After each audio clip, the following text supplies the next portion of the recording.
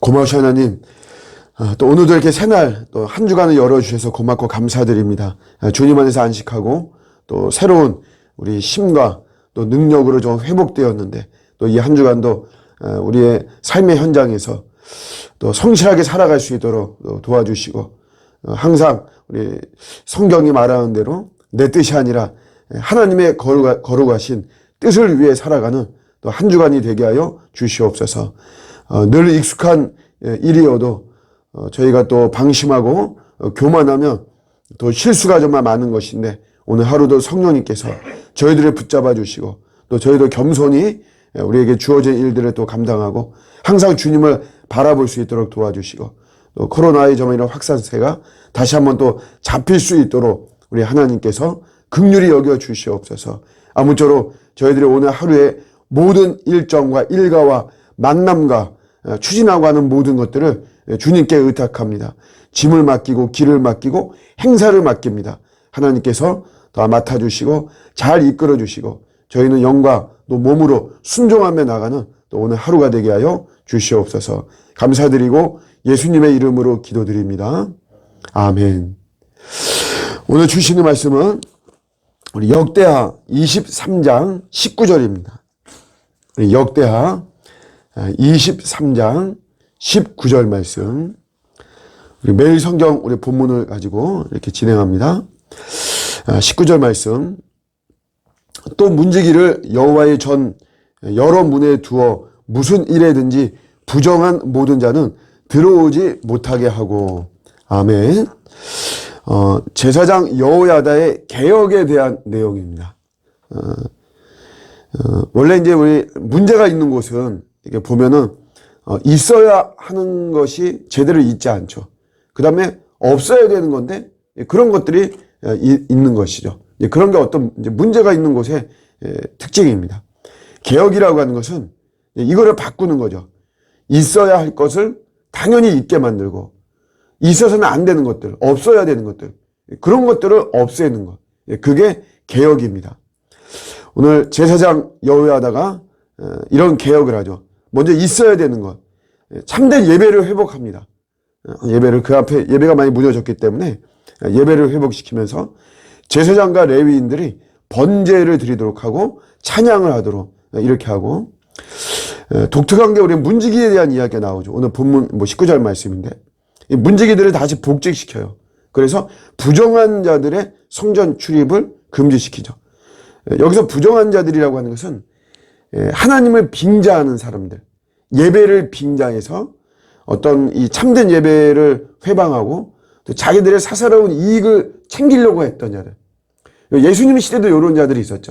성전에서 제사장, 부패한 제사장 권력들과 종교 권력들과 다 합세해가지고 장사하고 했던 그런 자들인데, 이런 이제 부정한 자들이 성전에 출입하지 못하도록. 왜냐하면 또 이렇게 되면 또 예배가 또 무너지는 것이거든요. 하나님은 뭐 거대한 예배, 화려한 예배보다 참된 예배를 원하시는 것인데, 그런 거에 어떤 오염을 시키는 자들이기 때문에 문지기를 세워서 이런 자들이 들어오는 것을 지키는 거죠.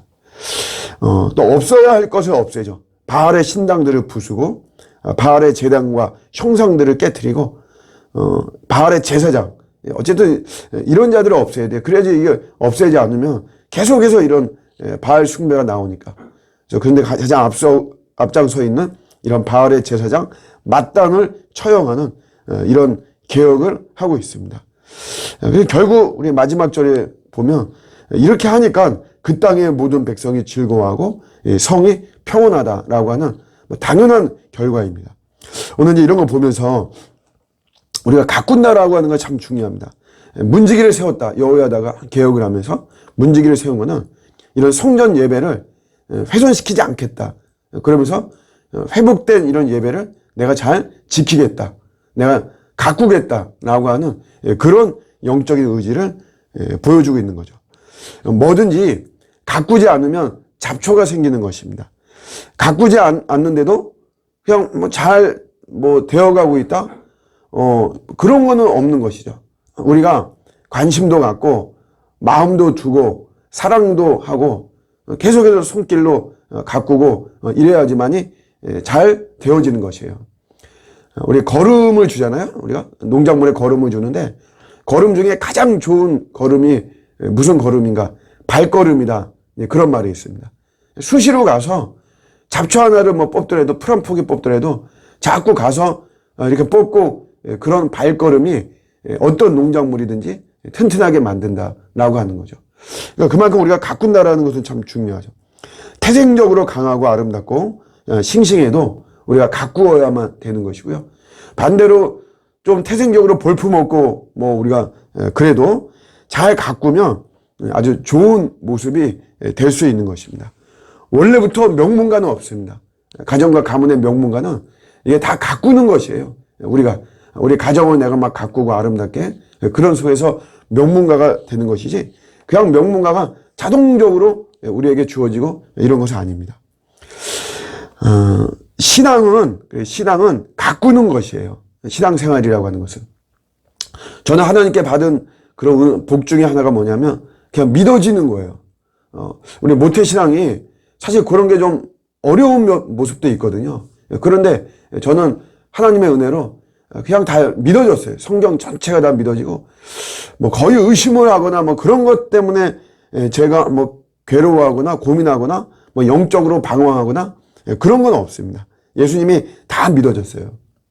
근데 그런다라고 해서 제가 저의 신앙을 가꾸지 않으면 안 되는 겁니다. 그래도 저도 저의 신앙을 가꾸어야만 되죠. 그래서 성경을 보고 제가 신학을 공부하고 하는 이유입니다. 제가 최근에도 우리 그 헤르만 바빙크라고 하는 아주 탁월한 신학자가 있어요. 그분의 개혁 교의학이라고 하는 책이 있는데 여기 거의 페이지를 치자면 3,000페이지가 넘습니다. 그런 걸 제가 스터디 그룹을 만들어서 이제 우리 12월부터 읽는 독서 모임을 하고 있어요. 우리 목사님들하고. 사실 이거 해서 저한테 실용적인 도움은 없습니다. 이 책을 우리가 읽고 2년 목표로 해서 완독을 하려고 막 그러는데 2년 동안 이 개혁 교의학을 읽는다고 해서 뭐 실질적으로 어떤 그 설교에 도움이 된다거나 뭐 그런 거 교회 부흥이나 뭐 이런 거에 도움이 되는 거는 사실 하나도 없어요. 안 읽어도 뭐 어떻게 보면 괜찮습니다. 이거 읽었다고 해서 누가 알아주고 그런 것도 아니에요. 그럼에도 이렇게 하려고 하는 건 뭐냐면 이게 믿음도 가꾸어야만 되는 것이죠. 신앙도 가꾸어야만 이게 되는 것이다 라고 하는 그런 신념 때문에 그런 것이에요. 언어도 여러분 언어도 가꾸는 것입니다. 안 그러면 그야말로 충동적이고 본능적인 것이 가장 먼저 반응이 되는 게 이게 언어예요. 언어.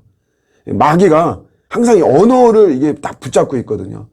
그래서 우리가 천국의 언어, 신앙의 언어, 믿음의 언어, 밝은 언어 뭐 이게 해야 되는데 그러지 못하고 우리가 다들 이렇게 부정적인 언어 막 이렇게 하고 아름답지 못한 언어를 사용하게 되고 이건 마귀의 전략입니다.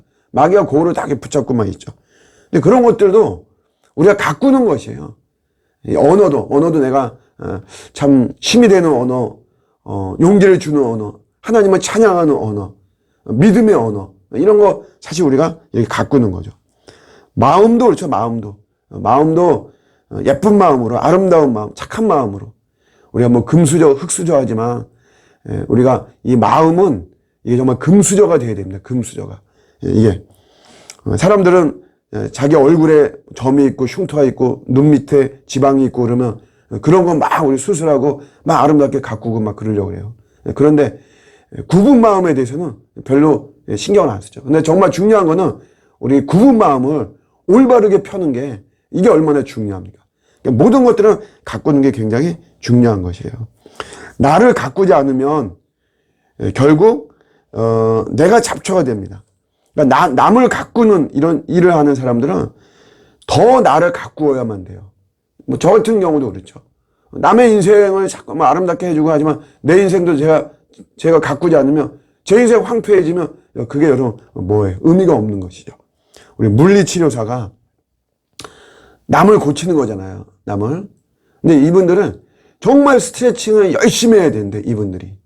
그걸 안 하면 뭐냐면 남의 허리 고치다가 자기 허리가 나가버린다는 거죠. 원래 물리치료사들이 그 고치느라고 남을 치료하느라고 갖는 자세가 다 안 좋은 자세들이에요. 그걸 오랫동안 하다 보면 자기 몸이 나간다는 거죠. 그러니까 남을 고치는데 결국 내가 상해를 입는 이런 모습이죠. 그러니까 우리가 나를 고친다는 것은 굉장히 중요합니다. 시간이 걸리더라도 우리가 포기하지 말고 항상 나를 가꾸는 거예요. 가꾸지 않으면 잡초가 생기고, 그러나 가꾸면 정말 아름다운 꽃과 열매는 반드시 맺게 되는 것입니다. 저 여러분들의 인생 우리가 말씀으로 또 기도로 성령님의 도우심으로 잘 가꾸어서 아름다운 열매 30배, 60배, 100배의 열매 맺는 이런 귀한 축복이 임하는 우리 인생 되기를 주님의 이름으로 축복합니다. 아멘. 오늘 말씀 붙잡고 한번 기도하겠습니다. 하나님, 잘 가꿔 주시기를 원하고 저희도 그렇게 또 노력하겠습니다. 아름다운 모습 열매 맺을 줄로 믿습니다. 우리 같이 기도하시다가 돌아가도록 하겠습니다.